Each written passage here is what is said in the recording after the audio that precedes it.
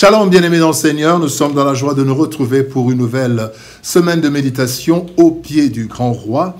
Et nous sommes le lundi 29 janvier 2024.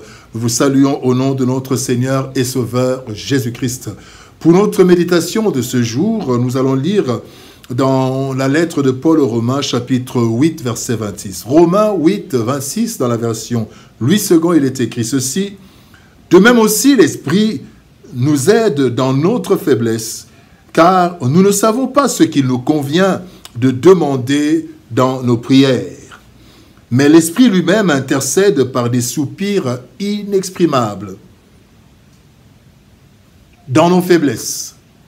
Dans notre faiblesse, tel est le thème de notre méditation de ce jour, dans notre faiblesse, ce lundi 29 janvier 2024. Bien-aimés dans le Seigneur, l'homme, ici nous voyons l'homme et la femme, l'être humain. Eh bien, l'être humain est un être supérieur, extraordinaire, doté de grandes capacités dignes de dominer la terre. Et cela à l'origine. Malheureusement, le péché a affaibli l'homme au point que Christ rappelle la faiblesse de la chair. Dans Matthieu chapitre 26, verset 41, il dit « La chair est faible ». Devenu chrétien, cette faiblesse demeure puisque nous avons encore le corps corruptible. 1 Corinthiens chapitre 15, verset 53 nous dit « Il faut que ce corps corruptible revête l'incorruptibilité ». C'est ainsi que le Seigneur, dans le texte du jour, nous révèle la grâce que nous avons pour nous secourir dans notre faiblesse. Le Saint-Esprit et son intercession. Voyons quelques leçons que nous pouvons tirer de notre texte de ce jour. Première leçon, une chair faible. Nous avons une chair faible. Hébreux 4, 15 nous dit « Car nous n'avons pas un souverain sacrificateur qui ne puisse compatir à nos faiblesses. Au contraire, il a été tenté comme nous en toutes choses, sans commettre de péché. » La chair, bien-aimée, est comprise comme la nature déchue de l'homme, comprenant le corps et l'âme inclinés vers le mal. Et l'esprit, bien-aimé, quand nous acceptons le Seigneur Jésus-Christ, l'esprit est régénéré. Mais la chair demeure corruptible avec des séquelles de la déchéance humaine. Cette chair doit être maintenue soumise à la puissance de Dieu, à la puissance du Christ, par la prière et la discipline quotidienne. Voilà pourquoi Paul pouvait dire « Je tiens assujetti, je traite durement mon corps. » Parce que, effectivement, il y a encore cette puissance du mal, mais nous devons dominer par la puissance de la prière et de la discipline. Et cette chair est confrontée à plusieurs choses, dont 4 choses. D'abord, la chair est confrontée à la puissance de la tentation.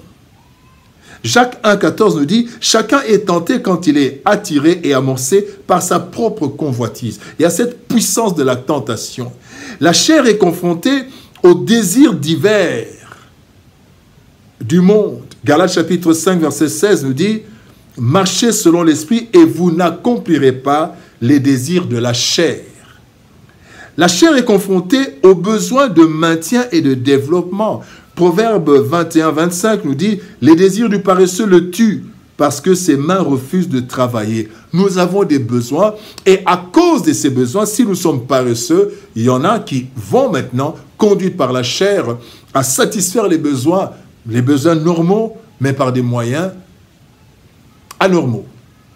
4e chose, c'est que la chair est confrontée aux attaques de l'ennemi à travers plusieurs canaux. Dans Matthieu chapitre 4, verset 3, la Bible dit « Le tentateur s'étant approché lui dit « Si tu es fils de Dieu, ordonne que ces pierres deviennent des pains. » Et le tentateur nous tente régulièrement. Il n'a même pas eu peur d'aller tenter le Fils de Dieu. Heureusement, Dieu, Jésus-Christ n'est jamais tombé. Devant cette pression, plusieurs succombent. Mais le Seigneur nous défend auprès du Père, lui qui a vécu aussi ces pressions étant dans sa chair. La deuxième leçon, nous voulons parler des besoins inconnus. Romains chapitre 8, verset 26 nous dit, « Nous ne savons pas ce qu'il nous convient de demander dans nos prières. » Nous ne savons pas ce qu'il nous convient de demander dans nos prières. L'homme, donc l'homme est le mâle, l'homme Adam, dans le jardin d'Éden, n'avait pas découvert son vrai besoin. Bien que se sentant seul, il a fallu que Dieu fasse ce constat à sa place. Genèse chapitre 2, verset 18, « Il n'est pas bon que l'homme soit seul. » Devant nos problèmes, bien-aimés, nos limitations font que parfois, et même souvent, nous ne savons pas exactement quel est le besoin à présenter à Dieu. Parfois, nous soignons ou nous présentons les symptômes sans connaître les vraies causes. Les problèmes ainsi demeurent et nous restons des perpétuels insatisfaits. Parce que nous ne connaissons pas parfois nos vrais besoins. Cependant, Dieu sait exactement ce dont nous avons besoin, à quel moment nous en avons besoin et de quelle manière nous pouvons les obtenir. Voilà pourquoi nous passons à la troisième leçon, qui est l'intercession parfaite. 1 Corinthiens chapitre 2, verset 10 nous dit, « Dieu nous les a révélés par l'Esprit, car l'Esprit sonde tout, même les profondeurs de Dieu. » L'Esprit sonde tout. Bien-aimé, la meilleure intercession est celle qui connaît le vrai problème à poser et qui connaît la volonté et le temps de Dieu. L'homme ne se connaît pas autant que Dieu le connaît. Et il connaît encore moins les désirs, le temps et les pensées de Dieu. Dieu nous a créés et il nous connaît notre composition, nos forces et nos faiblesses. Il connaît nos destinées.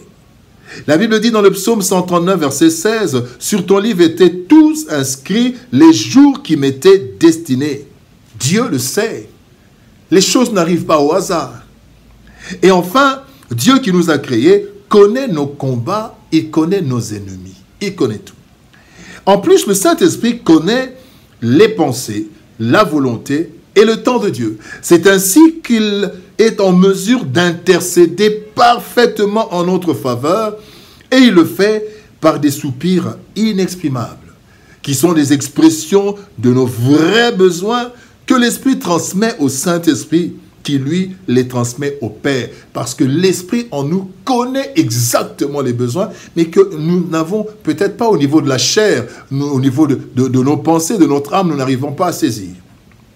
Dans notre faiblesse, bien que créé supérieur à toutes les créatures et doté de capacités extraordinaires, l'homme a été rendu faible par le péché et la corruption de la chair continue malgré la régénération de l'esprit. Pourtant, une grande mission a été confiée à cet homme, racheté par l'œuvre du Christ, pour vivre et vaincre, bien que dans nos faiblesses, bien-aimés, Dieu est venu au secours du chrétien en lui envoyant le Saint-Esprit, soutien efficace et intercesseur parfait pour nous secourir dans nos faiblesses. Bien-aimés, dans nos faiblesses, quand nous prions, laissons l'Esprit, par des soupirs inexprimables, parler au Saint-Esprit et que le Saint-Esprit intercède en notre faveur. Prions. Éternel Père de gloire, Dieu Tout-Puissant, toi qui connais le cœur de chacun de nous, toi qui connais ta volonté, tes pensées à notre égard, Père, merci. Parce que, Seigneur, ô Dieu de gloire, dans notre faiblesse, parfois nous ne savons pas ce qu'il convient exactement de demander. Parfois nous ne demandons pas ce qu'il faut parce que nous ne savons pas quel est le vrai besoin, quelle est la vraie cause de notre problème. Tu nous dis, Seigneur, que le Saint-Esprit intercède en notre faveur. Aide-nous à répandre nos cœurs devant le Seigneur, devant le Saint-Esprit, et que par les soupirs inexprimables, le Saint-Esprit en nous intercède en notre faveur. Aide-nous, Seigneur, car nous avons besoin de te présenter nos vrais besoins, mais que parfois nous ne connaissons pas. Que le Saint-Esprit intercède en notre faveur. Au nom de Jésus-Christ, nous avons ainsi prié, Père. Amen. Bien-aimés dans le Seigneur,